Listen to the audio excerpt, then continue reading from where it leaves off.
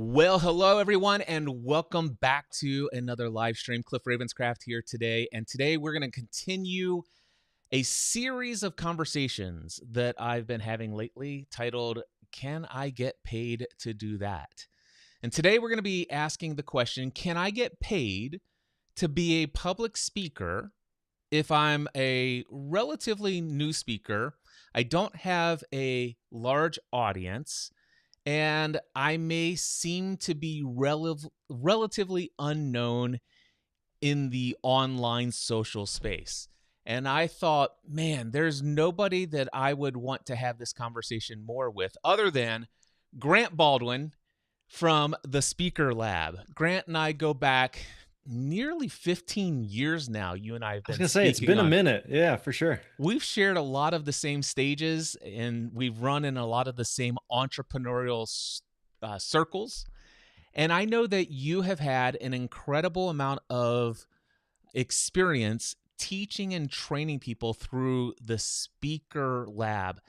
Grant, can you explain real quickly how you got into public speaking and how long ago did you start the Speaker Lab and why did you start it? Yeah, good question, man. Good to see you, buddy. And It's always good great to to see spend you. time with you. You're right. We do go way back. So a little bit before you and I connected. So if we go further back there, I actually went to Bible college. I was a youth pastor for a little while. Parts of it I liked, parts of it I didn't like. But one of the things I really enjoyed from that was I enjoyed speaking. And being a youth pastor gave me a lot of opportunities to speak.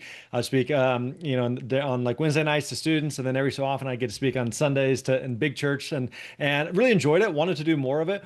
And I felt like maybe some people who may be watching or listening to this feel of kind of going like, I want to be a speaker, whatever that means, but I don't know, like, what does that even mean? How does that work? Like, what do you speak about and who do you speak to and who hires you and how much you charge? Like, how does this work? Because for most people, speaking is like this mysterious black box. And even like you alluded to, Cliff, it feels like I need to be well known. I need to have a best-selling book. I need to have a huge social media following. I need to have overcome some type of crazy obstacle. I need to have some type of validation or reason that would justify me being a speaker. And so we're going to demystify all of that today. But I had those same type of limiting beliefs. And so I found myself 20 years ago or so. At the time, there's no podcasts or resources or books or courses or trainings on speaking. So I found myself emailing other speakers, stalking other speakers, kind of pick your brain sort of stuff. Learned a couple things, started booking some gigs, and eventually got to a point where I was doing about 60, 70 gigs per year, all over primarily the US, and loved it. It was awesome. And then I started having a lot of people asking me the same questions of, hey, I see you're a speaker. How do you do this? How does this work? You know? And so we started doing some training around that. And that started about 10, 11 years ago. And that evolved to what we do today, which is the Speaker Lab. And so we teach, train, coach speakers on how to get booked and paid to speak. And so there's a lot of people that we work with who go, hey, I know exactly what I want to speak about. And other people are like, I don't have a clue what I want to speak about. I just know that I like speaking and I don't know how this works. And so one of the cool things about speaking that I'm sure we'll get into today is there's a lot of like variation of what this may look like to make sense for you. Meaning some people watching, listening may say, hey, I want to do 100 gigs a year. And some people are like, that sounds awful. I would love to do 5 gigs a year, but I just don't know. How do I find those? And some of them may say, hey, I want to travel a lot. And some will say, I don't want to travel at all. I want to do more local things or regional things or virtual things. And again, it's not that one side is better than the other. It's ultimately comes down to like what makes sense for you, which I know is what we'll be talking about today. I love it. And did you say when you started the Speaker Lab as a training program?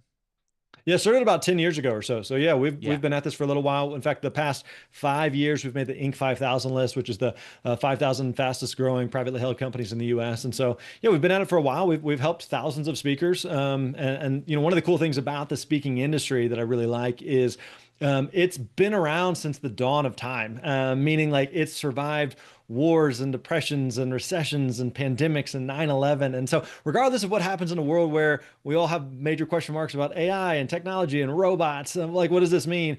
But hard coded in the DNA of every single one of us is the desire to connect with other humans, you know? So, even like before we started recording here and before we went live, you know, you and I go way back because we were just catching up. I was like, dude, it's just good to see my friend, and good to catch up with a human. And so, and even more so if we were together in person. And so people crave that human connection with other people. And so that gives me a lot of confidence that regardless of what, impacts technology may have in the world in the future, is that people still desire to connect with other people and gather together and hear from someone as a speaker.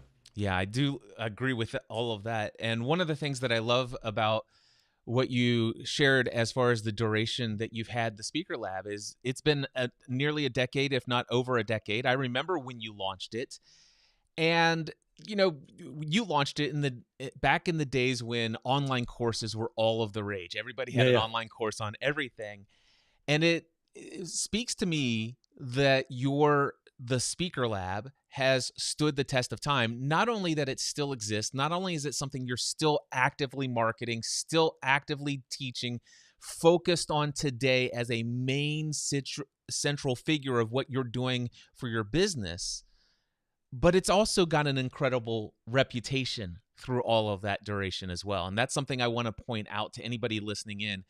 I don't just invite anyone to be a guest on the Cliff Ravenscraft show or any of the other content that I create. I look for people who are experts, who are trusted, who are actually doing something that is making a difference in people's lives rather than making a bunch of bold promises, and then you get a course and you're left to your own devices. So Yeah, well, tell one, I appreciate the kind words, and two, I think that that's so true that especially in the online space, that there's certainly people that kind of bounce from thing to thing to thing, and it's like, what's the flavor of the week or what's the hot topic? And yeah, suddenly I'm in, the AI experts, we're crypto experts a couple of weeks ago, and whatever the next thing will be. And so I think that hopefully we are someone who like, what's Grant up to? Oh, he's still he's doing the same thing.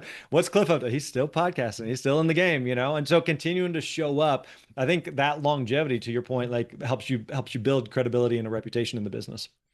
the reason why you and I are speaking today, Grant, is I have been working with a client recently.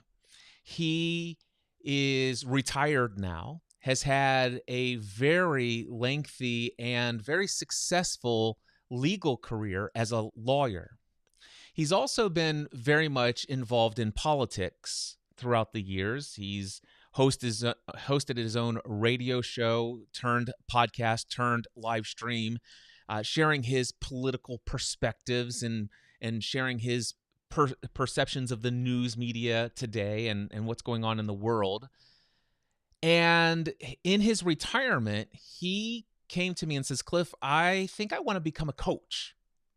And I want to hire you to tell me how you actually built a business model that allows you to coach for a living. Because he hired, by the way, he happened to have been one of the first paid clients I ever had as a podcast answer man consultant. He was a friend of my dad in the insurance business, and he's like, listen, I want to create a radio show, I want to turn it into a podcast, I want to hire you. And so he's witnessed my own journey and evolution in online business, and he's like, Cliff, you're crushing it today with coaching, and I want to learn how to coach, I want to get paid to coach. Do you think with my years of experience as a lawyer, my influence in the political space, the arena, do you think that I could create an economic model to earn some extra income in my retirement Mm-hmm. as a coach? And I said, I can certainly share with you all of the things that I've learned along the way, and I'm happy to share with you the business model, and we can talk through it. Turns out that after the end of our second complimentary session, because I wanted to get a feel of what he had going on, I said, we found out that he didn't actually want to be a coach, but he had signed up for a program that taught that the only way that you could do what he most wanted to do ultimately was to become a coach and create courses. And you have to become well known. And unless you do that and you build this audience and you've got all of this background of what you're known for, you'll never get booked for what he wanted to do, which is to be a paid speaker. And everything I know about him, he's a gifted communicator. He could speak on any stage. He's spoken on many stages, but never as a paid speaker. I'm like, why are we going through creating a course? Why are we trying to be a coach. Why not just go out and get yourself a couple $10,000 speaking gigs? And he went and started doing research on his own. And it seemed that everybody he ran into said that, number one, unless you are known for something, you're an expert in something, you're not going to get hired to speak. You're not going to get paid to speak. He was told that unless you have a large enough following that by your name appearing on the list of speakers, and that alone will sell tickets, you're not going to get paid to speak. And yet I happen to remember one of your sales pages that, hey, you could get booked to speak even if you don't have a large audience, and even if you're not yet well known and you haven't been a published author. So that's why we're having this conversation. And what would you say to somebody who is in that situation? Yeah, great question. So there are parts of the kind of outside feedback that they got that there's some accuracy to, and there's other parts that I would kind of disagree with. A lot of it really depends on someone's expectations, meaning there are speakers who get paid $100, a couple $100, $1,000 to speak, and speakers who get paid hundreds of thousands of dollars to speak. And typically, the further that you're going on that spectrum, where the higher the fees are going to be, it is less about what they are going to actually speak about and more that can they actually sell tickets, right? So if you go speak at something, or if you go attend an event and Oprah is speaking at it, or Obama, or Trump, or some major personality or name, you don't really even care what they're speaking about. You're there because they're speaking and like, oh, I saw them and they were, good or funny or interesting or fascinating or whatever it may be, right? Now, the reality is like you, me, most likely this person are not at that level where we on our own are going to be able to put butts in seats, right? So what an event organizer is hiring us to do is to come in and solve a problem for an audience. And so oftentimes in like a conference, for example, is they may have, a couple of, let's say like a bigger conference, they may have a couple of keynotes, and then they may have, a whole bunch of breakout sessions. And so they may have a couple of keynote spots that are there to bring in some big names, some $30,000 to $50,000 speaker that maybe people have heard of and help put butts in seats. But they're also bringing in a lot of speakers that the majority of people have just never heard of or maybe vaguely heard of, right? But the point of bringing those speakers in is to solve one specific problem for one specific audience. Now, the danger, and one thing that you mentioned there, is that sometimes speakers will make the mistake of, I've got a lot of speaking experience, or I've got a lot of knowledge, or I've got a lot of expertise. Therefore, who can I speak to? I don't know, man. I can speak to anyone. I can speak on any stage, right? And what could I speak on? What do you want me to speak about? I can speak about anything, right? We could talk about business or faith or family or politics or religion, or like on and on the list goes.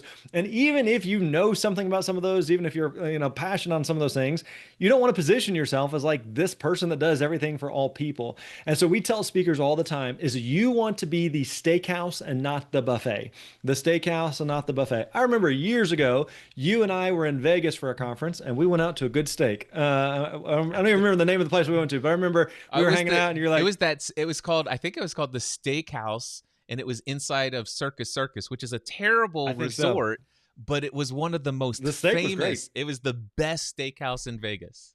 You were like, hey, what are you doing tonight? Let's go get it. I'm like, dude, I'm in. You said, say no more. And so, we went out, and when you go to like a nice steakhouse there, they've got typically a limited menu where they have steak and not a lot else, right? You're not going to find lasagna. You're not going to find tacos. You're not going to find cupcakes. Like, they do steak and that's it. And the dangerous thing is sometimes speakers try to become a buffet, where if you go to a buffet, steak is one of 100 things that they offer, and they're all mediocre. And they're trying to do steak and spaghetti and sushi and tacos and on the list goes. And that's what happens with speakers at times, is we just try to spread the net as far and wide as possible versus saying, no, I solve one specific problem for one specific audience. Now, you mentioned like, hey, could this guy go out and get a $10,000 gig? Maybe, and that happens from time to time, but that's not always the case. Like most of the time for most speakers, realistically, when you're getting started, you're typically going to be charging a variety of factors here, but typically between $1,000 and $5,000 for your first several gigs. Now,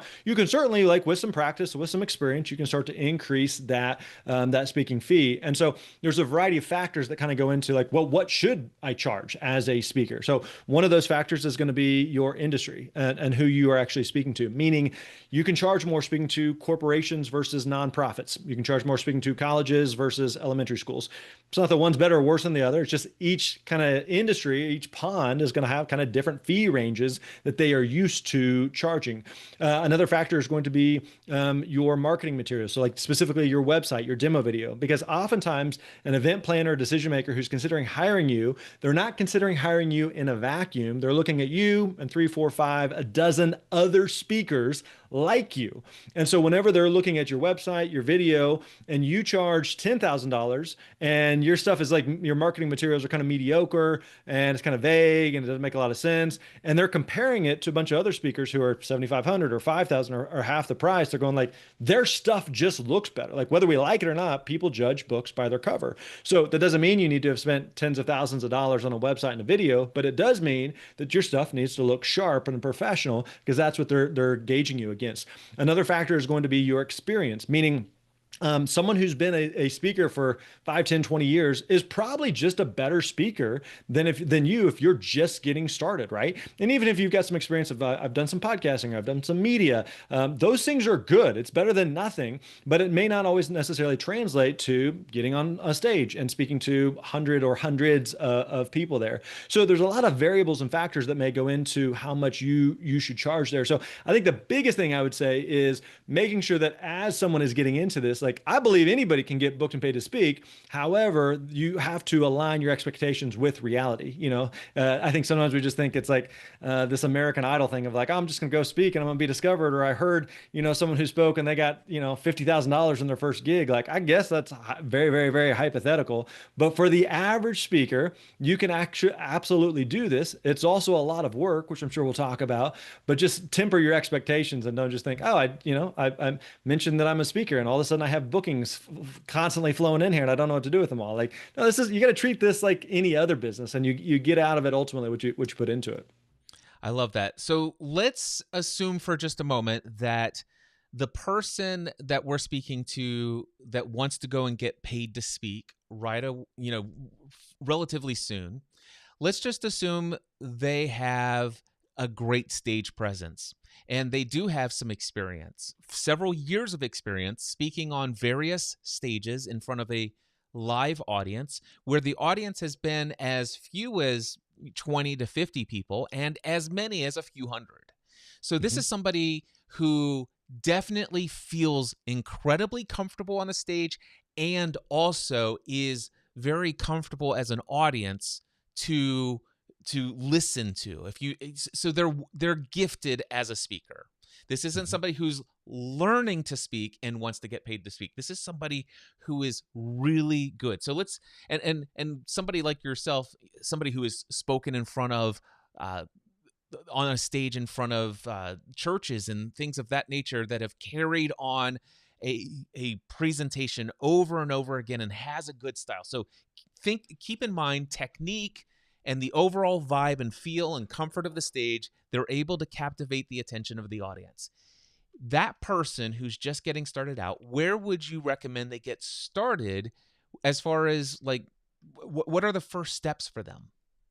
Yeah, so one of the things that we do inside the Speaker Lab is we teach the SPEAK framework, makes the acronym SPEAK, SPEAK. So maybe what would be helpful is we can kind of walk through this at a high level. Some of this we've already kind of touched on here. We can kind of bring it all together and kind of a framework and a roadmap to follow, and that will kind of give us some jumping off points. But the S is to select a problem to solve. Select a problem to solve. And again, this is where you got to be really, really clear on solving one specific problem for one specific audience. And this isn't exclusive to speakers. This is true with anything. Like, Cliff, I know that when you are working with someone around podcasting and someone says, hey, what do I want to do a podcast. And you're going, great. What do you want to do it on? Like, just life, and we're going to talk about sports and politics and marriage and faith. And you're just like, it's probably not going to work real well. If you just, you're wanting to host a radio show. And unless you have some really big name, it's probably not going to work, depending on, again, what your expectations are. So again, we want to solve one specific problem for one specific audience.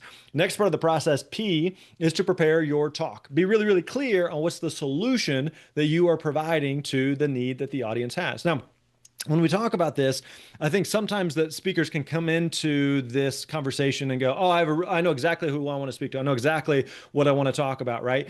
But you have to remember here, there's kind of this Venn diagram overlap between what it is that you're interested in, what you're knowledgeable on, what you're passionate about, what you're experienced in, and what is it that organizations and groups actually hire speakers to talk about.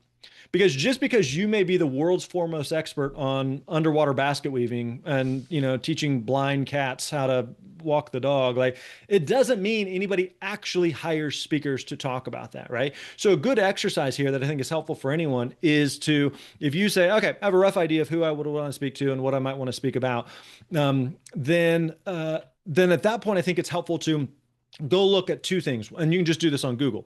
Go look for the type of conferences or events that you might speak at, and don't search for like some big national conference. Oh, here's this huge national, I should speak at that. No, no. What we're looking for is like a state event, a local event, a regional event, something that's going to be a little bit smaller because they don't have $100,000 budget. They have a $5,000 budget, but that doesn't mean that they're looking for a crappy speaker. They still want a really, really good speaker. They just have a limited budget for that. And so that's where we want to be looking at and targeting. So looking up what are the types of events that might hire someone to talk about what I might want to talk about.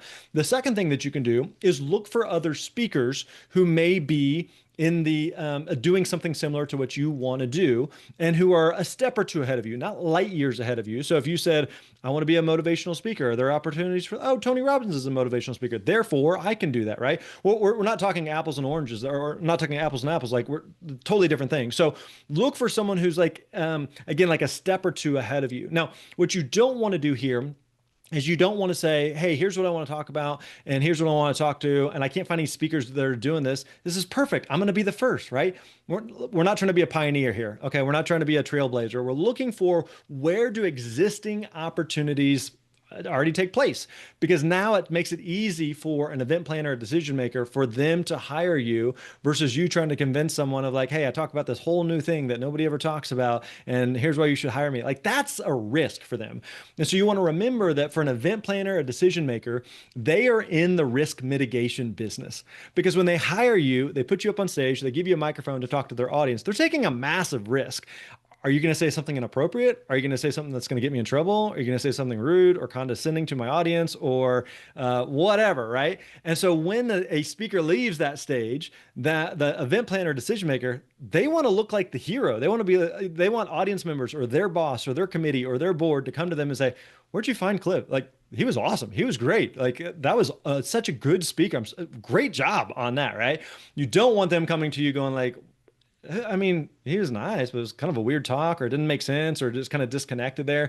And so they want to remove the risk. And so the more they can view you and say, oh, you are like the speaker that we've had before, or talk on this thing, or you understand our audience really, really well, therefore we're willing to take the risk on you. That's the type of speaker that you want to be, especially in those early days when you're getting going and getting momentum.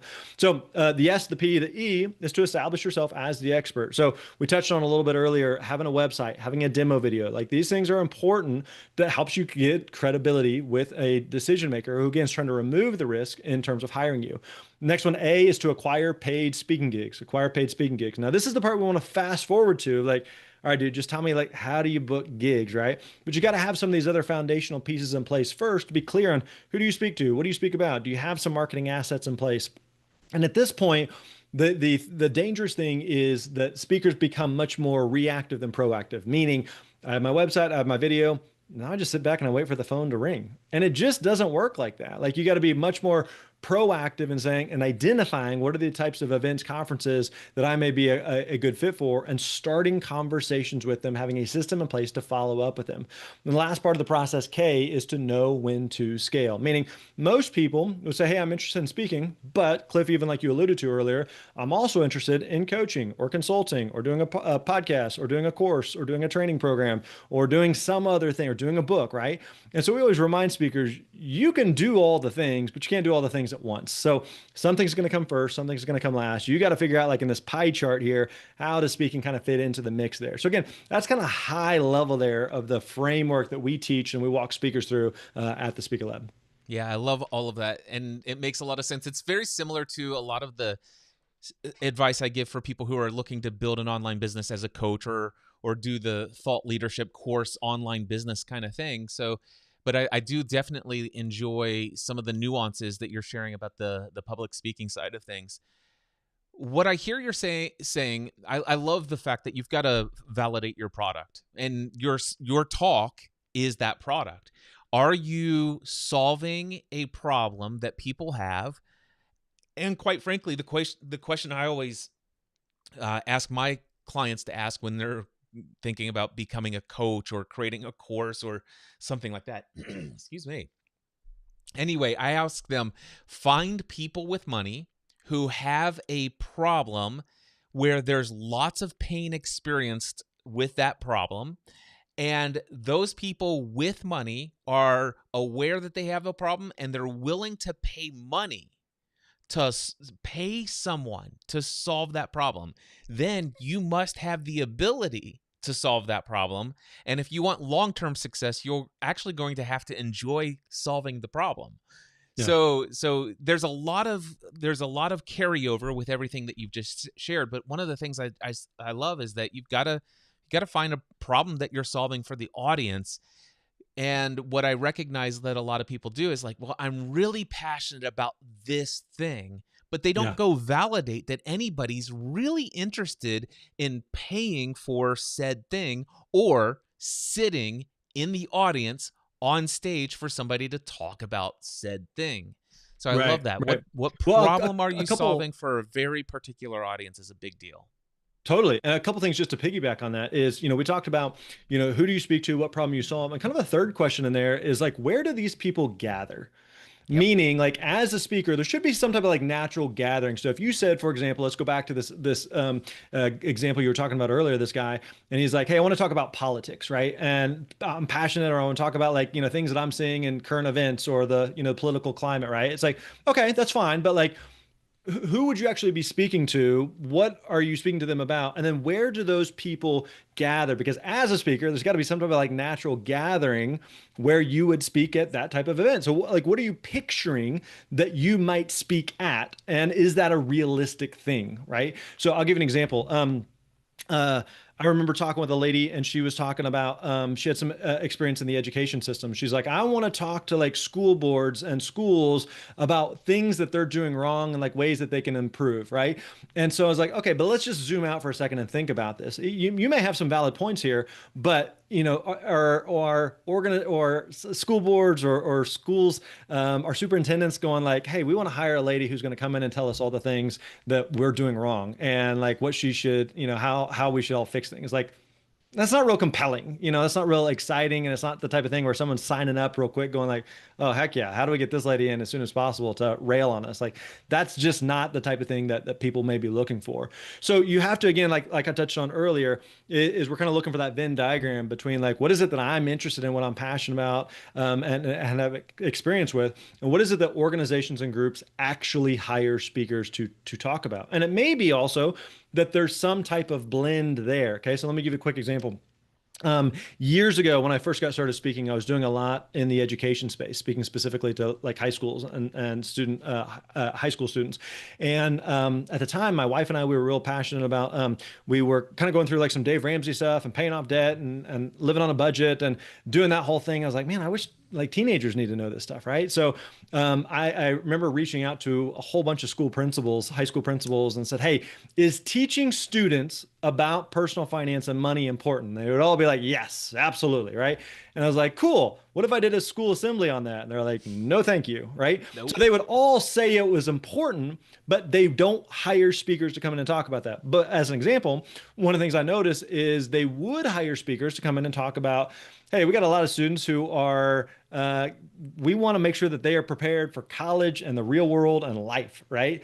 And so it's like, okay, what if within that, I could come in and I could talk about how do you help make sure that students have a successful transition into college and the real world. And within that, one of the things that they need to be aware of is money and thinking about that. So the whole talk wasn't about money, but I'd say 5-10% of, hey, what we're talking about, you making a successful transition from high school into college in the real world, here's one of those things that's going to be a major factor in your life for every day for the rest of your life is you're going to have to know how to handle money. Let's talk about that real quick.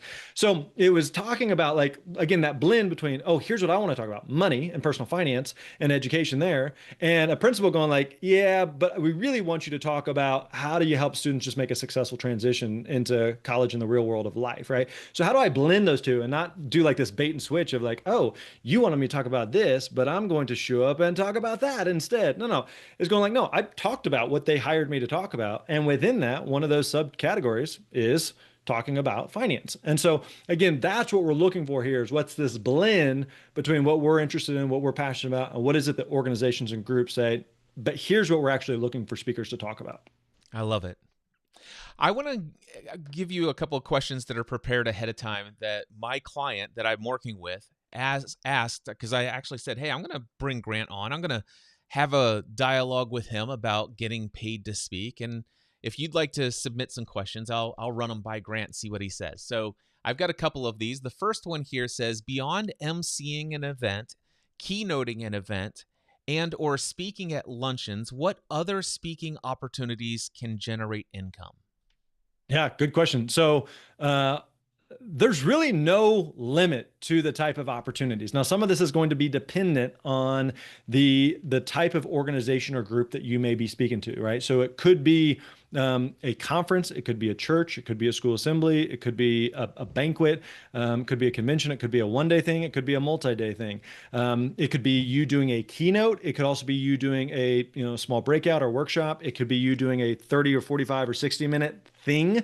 It could be you doing a 5-day thing, right? So there's a lot of different ways you can kind of package this together of what you may be looking for. So I did a virtual thing just the other day for some inmates in a county jail in Florida and did it over Zoom, right? And I've also done arenas with 10,000 people in them. And so there's a lot of different, like, not a one size fits all of this is the way all events must need to be and what they should look like. So I think this is where one of the things that can be helpful is sometimes people will say, okay, what are the opportunities or where do people gather?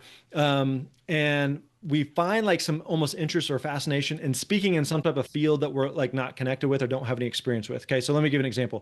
There was a client we were working with a while back, and he said, I remember he lived in Colorado, and I'm drawing a blank on what he wanted to be speaking on or who he wanted to be speaking to. But I just remember asking him, like, do you have any connections there, any experience there? And he's like, no, I don't know. It seems like there's opportunities that exist there, right? And I was like, okay, let's back up though.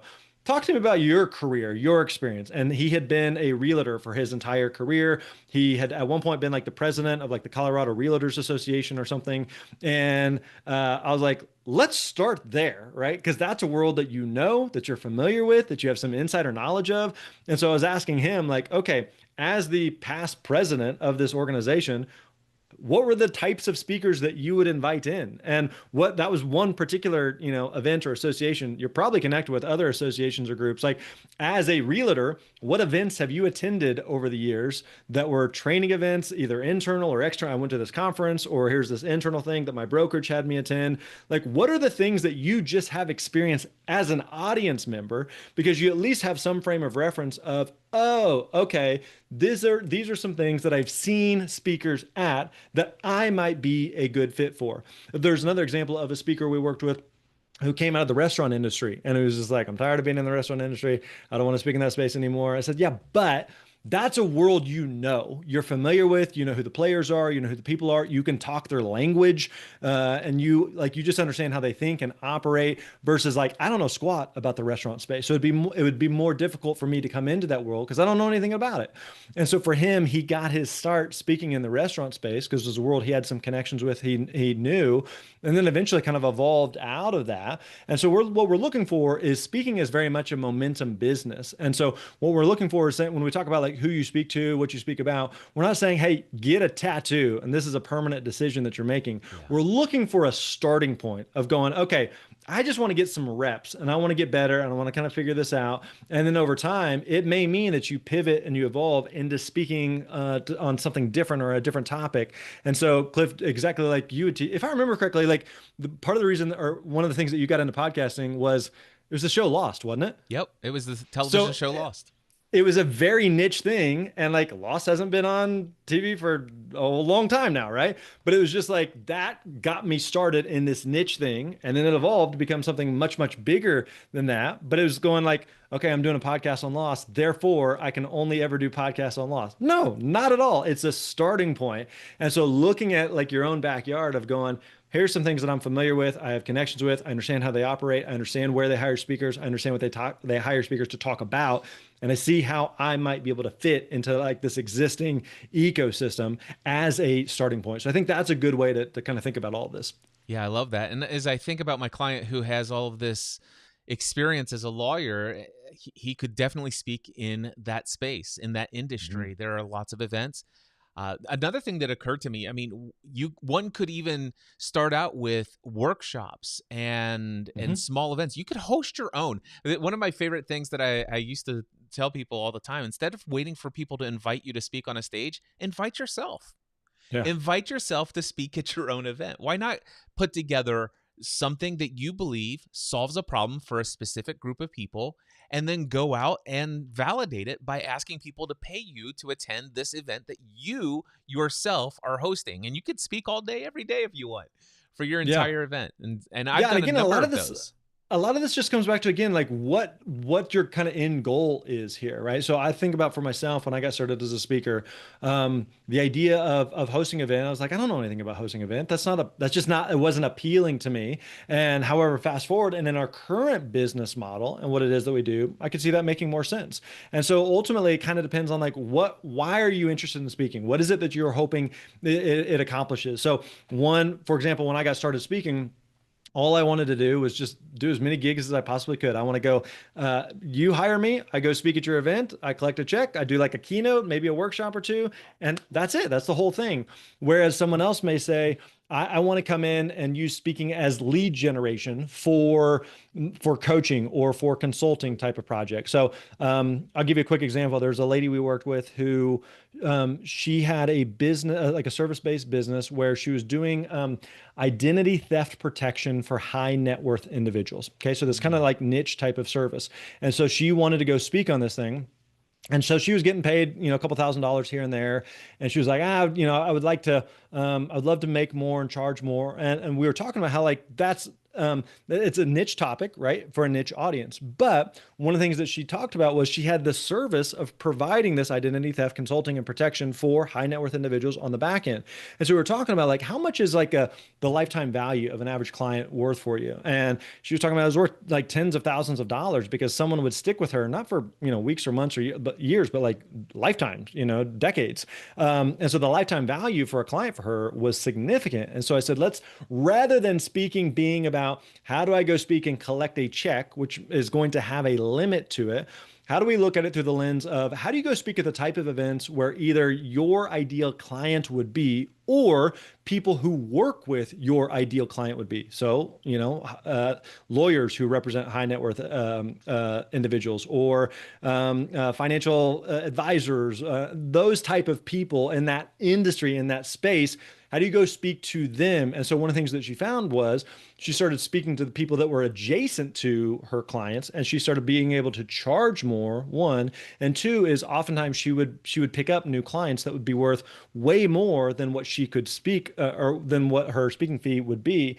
And so she found like now all of a sudden I'm doing events that are worth tens of thousands of dollars to me because of the clients that it's generating. So again, the point being is like a lot of it comes down to like your framing of speaking. Am I just purely going to speak based on the check that they're going to give me, or am I going to speak because of the check and some of these additional perks or benefits that may be worth significantly more to me in my business? Absolutely. I know I have a lot of experience as you have going and speaking on stages, and oftentimes for free. Maybe they'll cover travel and hotel and meals or whatever, but oftentimes I've spoken at many events where I go and speak to a couple hundred people, maybe up to 1,000 people who have been absolutely like vetted. These are my exact ideal customers. Somebody else has done all the marketing to gather these people here, and I get to solve a problem that I'm qualified to solve. And I get up on stage and I solve that problem for them. And if I've done my job well, those people then begin following me as a result of that. And oftentimes I will track, when somebody onboards as a client or buys a course or something like that, I often ask, how did you first discover me? And it's like, oh, I was in your audience at this such and such target social Right. media marketing world at Michael Hyatt's platform conference or something like that. And I'm like, oh, this thing is still paying off these many Right. years later. But there are some who would love to simply actually get paid to speak on a stage. I have another set of questions here. The next one was, what is it that attracts meeting organizers to a speaker when they're looking to hire somebody in the $10,000 to $25,000 range? And let's just focus on that for just a moment. What is it that is attractive to that organizer for that price point?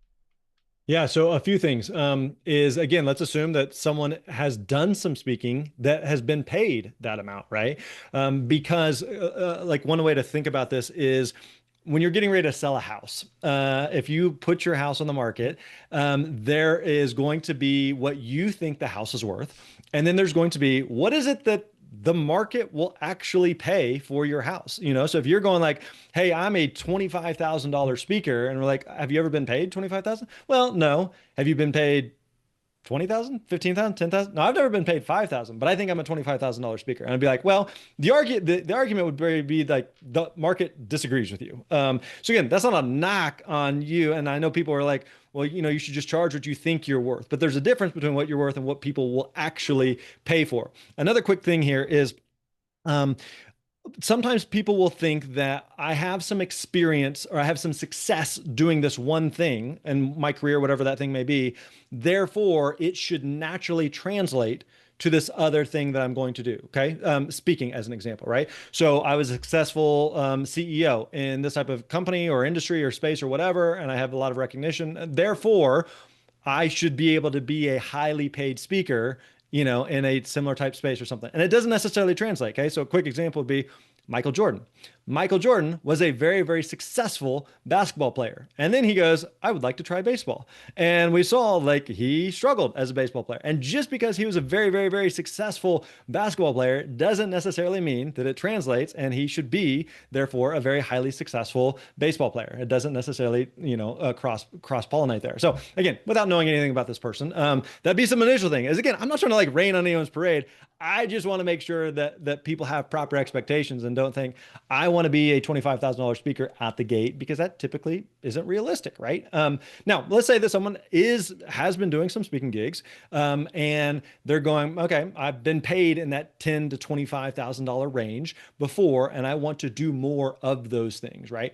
So one is making sure that you are in the right pond, okay? Meaning that there are some events where maybe I got paid to do a $10,000, $15,000, $25,000 gig, but that's kind of like the biggest event in my space, right? So you want to make sure that you are in a space where you're speaking at, where there's enough events and opportunities that you can get paid that on a consistent basis. And so, like, for example, if you said, I want to speak to churches, there are probably some churches that would pay $10,000 to $15,000 for a speaker, right? But that's pretty limited, right? In terms of like just the number of opportunities that may exist there. So one is like making sure you are fishing in the right pond where there's enough of those opportunities that exist. The other thing would be that you again have enough reps there and enough quality marketing assets, that website, that demo video that we talked about earlier, because they are going to be looking at you and other $10,000 to $25,000 speakers. And so your stuff needs to look sharp. It needs to look professional. It needs to look presentable. And also I would say that the testimonials, the credibility, the other events that you have spoke at historically. So, because remember, they're looking at, wow, this speaker A has spoke to, 50 other companies that are kind of like in our industry or in our space. And here's some like really high caliber testimonials, and their demo video is really, really sharp. And then I look at speaker B, and they just haven't done as much, and they haven't done as much in our space. Because again, we're in that risk mitigation business. And so it feels a little bit more risky to hire speaker B versus speaker A because I just see that they have done more in the space. They've got more reps. They've done more in our industry. They probably understand our space more. And so those would be some of the type of things that you would be like considering and looking at if you're someone who's going like, hey, I want to do this on a consistent basis. One other thing I would say is that we've seen this to be the case with a lot of speakers is going, like we touched on earlier, of I've had some success in my career, and I just want to speak. And the reality is that the business of speaking is not standing on stage and giving a presentation. That's the fun part. The reality is like 90-95% of the business is getting the gig itself, which means reaching out to people, following up with people, like basic customer service, basic prospecting, basic lead management. Like those are the things that you have to do. And the reward of that is you get to get on stage and give a presentation, right? And so I think it's easy to fall in love with the end result. And so I remember very early in my career, I had a speaker friend and mentor who told me, you have to fall in love with the process. You have to fall in love with the process of meaning like you have to fall in love with doing the work, the hard work behind the scenes that nobody sees that leads to the result of, man, I get to stand on stage and the reward is I get to stand on stage and make a difference in this audience. But I got to do the work that leads to that result versus like, I just again close my eyes and really tight and I just gigs magically fall into my lap because it just doesn't work like that.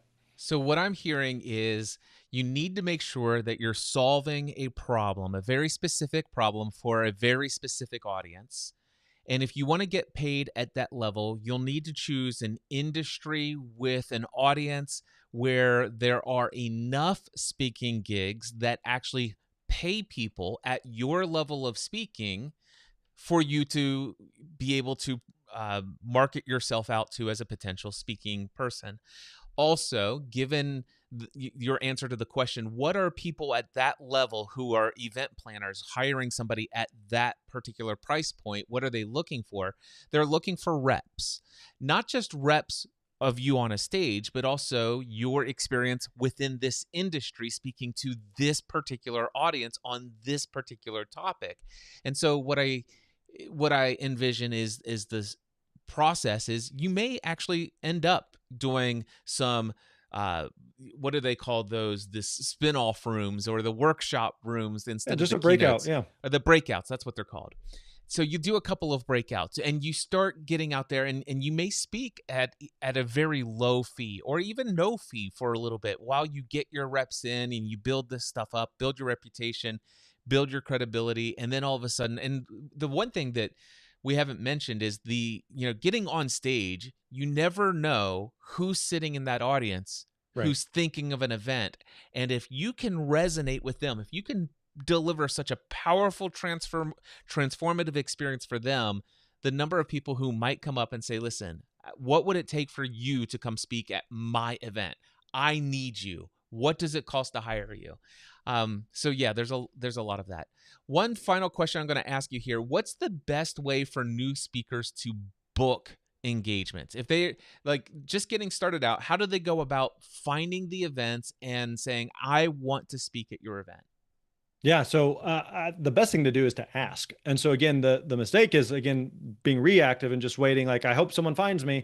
They're just not. There's just a sea of speakers that are out there. There's too many options and opportunities that exist. And so you have to be way more proactive. And so a good example would be like I remember in high school, for example, that. As a high schooler a teenage boy who's wanting to make money, one of the best things that I could do was when it snowed and I'd get out of school, me and a buddy would go to the fancy neighborhoods and we would go door to door shoveling driveways. And it'd be awesome. We'd make 20 bucks a driveway. And by the end of the day, we had, wads of cash. It was amazing, right? The reason that worked wasn't because like, oh, it's snowing and let's just sit indoors and hope someone calls me. The reason it worked is we went door to door and said, hey, I see that there's a problem in your driveway. Would you like me and my buddy to make that problem disappear in exchange for cash? And a lot of them said, yes, please, here's $20, make that go away. And it was great, right? Because we went door to door. Now, that takes a lot of courage. That takes a lot of putting ourselves out there of going, hey, here's this existing problem you have. Can we help you with that? Versus again, just kind of like sitting, hoping, waiting that someone, would magically think of us. And they're just not going to. So what that means practically is spending time on Google, spending time on ChatGPT, and saying and being clear on like, okay, here's who I want to speak to, what I want to speak about. Looking for ideally, like we talked about, smaller type conferences. Smaller conferences are not bad conferences. Versus like saying I want to speak at some big national type. I want to be on some big stage. Well, it's going to be way more competitive and harder to get into versus a small local, regional, state level conference that's going. We have $5,000, we have $7,500, we have $10,000 for a speaker. We don't have $100,000, but we still want a really, really good speaker. And oftentimes, if you can find something that's fairly local or regional to you, they may be more likely because they're going to have less travel costs associated with bringing you in. So starting to actually look for events and then reaching out to them. And so a simple way to reach out to them is just to rather than like this kind of spray and pray approach of I found 100 events and I kind of copy and paste them into a generic email, send it out, and send some like 97 paragraph email about here's who I am as a speaker, here's why I'm so amazing, here's my life story, here's why you should hire me. Don't do that. What you're trying to do is starting a conversation with them, and email is a really good, effective way to do that. Or reaching out on LinkedIn is another good, effective way. And the goal is again to start a conversation with them, not to try to like book a gig on day one. You're trying to ask them out on a date, and one is just to like build some rapport here. And so one thing that works well is to reach out and said, hey, Cliff, I saw that you are planning this event in the spring, this XYZ conference in the spring in Louisville. And so I wanted to reach out and see when will you start reviewing speakers for that event? Because for this, I'm not trying to convince you to hire a speaker. You're already planning on hiring a speaker. I'm just figuring out, I'm not trying to say like, hey, you have to hire me. I'm just trying to figure out what is your next step in the process? Because most likely, again, you're kind of gathering names. It's probably not just you that's making the decision. It's probably you and a board or a committee, and everyone's kind of gathering speakers. And then we're going to get together at some point in the next couple of weeks or months, compare notes on speakers, and we're going to start the process. And so what you're trying to do as a speaker is figure out where is this event planner at in the process. And so the mistake here is if a speaker or if an event planner says, oh, well, we just started gathering event or speakers, and we're going to start reviewing that in 3 months. The mistake that a speaker would make is saying like, okay, well, when you get to that point, I hope you think of me. They're just not going to, because Nope. they're going to sleep between now and then. Life is going to happen between now and then. They're going to be like, I think I heard about a speaker at one point that reached out to me, but like they've just moved on. So if they say, hey, we're going to be reviewing speakers in 3 months, you need to say, can I follow up with you in 3 months? They're going to say yes, because they don't believe that you're actually going to do it. And then you need to have some type of CRM system process. And this is one of the things that we teach and help the speaker set up, so that then in 3 months, you reach out to them. Hey, we talked to you 3 months ago. You mentioned you were going to be reviewing speakers. I just want to see if that was still on track. If you need anything from me prior to your committee meeting, right? They're gonna be like, holy crap, I didn't think you would actually do this. Because part of what you're doing there is you're giving them a preview of this is what it's like to work with me. Because not only am I going to be great to work with on stage, I'm going to be great to work with off stage, and I'm going to make your life easier. And so those type of like doing little things like that, again, it's not sexy, it's not glamorous, it's hard work, it's follow up, it's like in the trenches, hand to hand combat, but it's very, very effective at that point for getting the ball rolling. Now from there, the more you speak, the more you speak, meaning like you alluded to, Cliff, there's going to be events you speak at and someone's going to be in the audience and they're going to invite you. You're going to speak at something, and then 3 years later, that event planner is like, hey, you were awesome 3 years ago. Can you come back? Can I refer you to this other event planner? And like, that's going to start to happen organically over time. But initially you're kind of doing a lot of like physical labor to kind of get the ball rolling. And those type of proactive things are going to work way more effectively than I did a social media post and I hope someone reaches out to me. They're just not going to. So again, be much more proactive in the beginning than reactive. I love that. And I have something real quick that came to my mind to piggyback on everything you just said. The first thing is obviously you're going to choose to solve a problem for a very specific audience. All right. So now you know who that audience is. My recommendation is go to Facebook, search for that audience, that whatever that demographic is, that characteristic group is, and look for Facebook groups that have more than 10,000 members in the Facebook group itself, and ideally one that has somewhere between 75 to 2,000 posts a day inside of the group. And once you're inside of that group where your target audience exists, ask this question.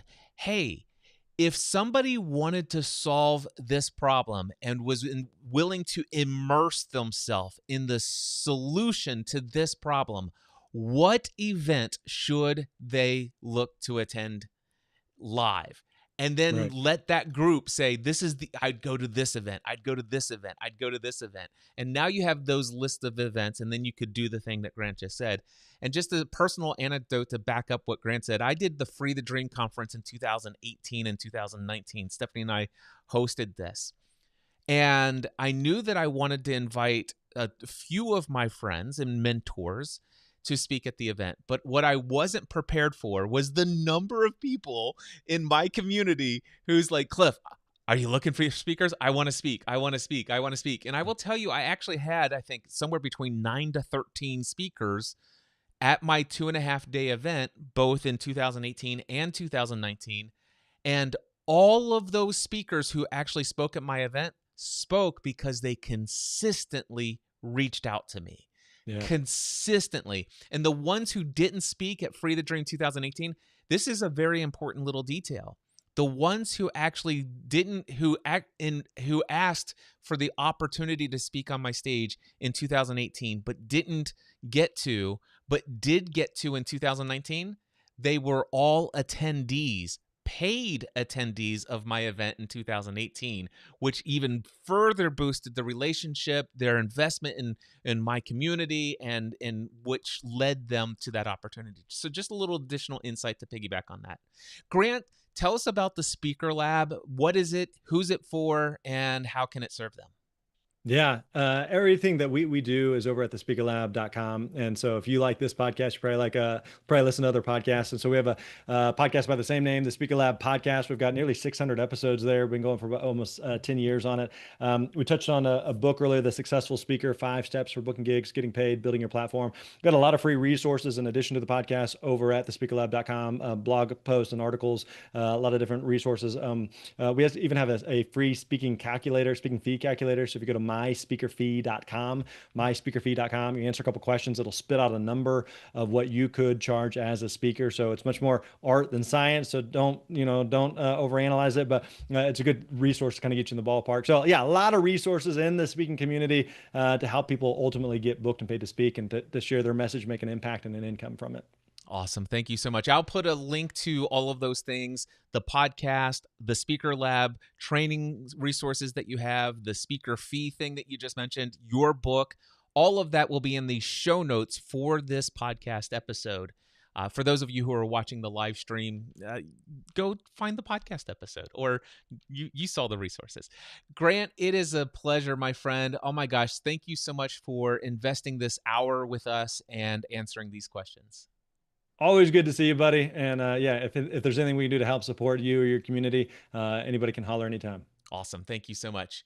By the way, on the live stream, I did see as some additional questions come in, something about how do I get on stage if I'm not a very assertive person and stuff like that. Today's conversation with Grant was mostly for those who are already gifted communicators, people who are very confident and comfortable on a stage, and answering the question, if I don't have a large following, can I get booked to speak?